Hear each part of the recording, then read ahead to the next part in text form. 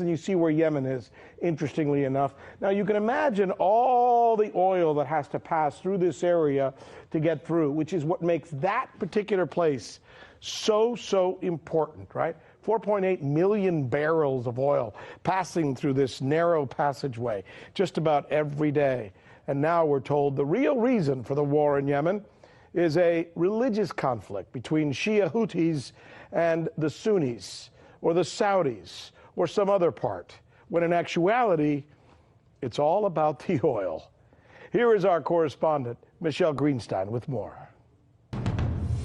Now, unsurprisingly, one of Washington's strategic objectives is to maintain control over any major seaway, and Bab el-Mandeb is designated by the U.S. Department of Energy as a major oil transit choke point. But here's where it gets interesting. There's also the issue of the untapped oil of Yemen itself. According to the U.S. Energy Information Administration, Yemen has proven oil reserves of about 3 billion barrels.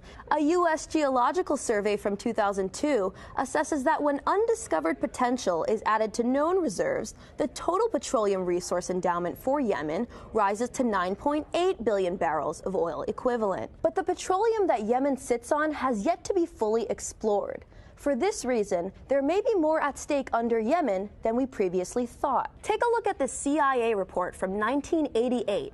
Although it's filled with redactions and was only declassified in part, it suggests that South Yemen alone, which was its own country at the time, has an oil potential of 5 billion barrels. Not only does the CIA write that South Yemen's potential recoverable oil resources could be considerably larger than its estimate, they also write that deposits of oil and gas probably exist in the newly created neutral zone along the disputed border between North Yemen and South Yemen. According to economic expert Hassan Ali Al-Saneri, the scientific research and assessments conducted by the international drilling companies show that Yemen's oil reserves are more than the combined reserves of all the Persian Gulf states.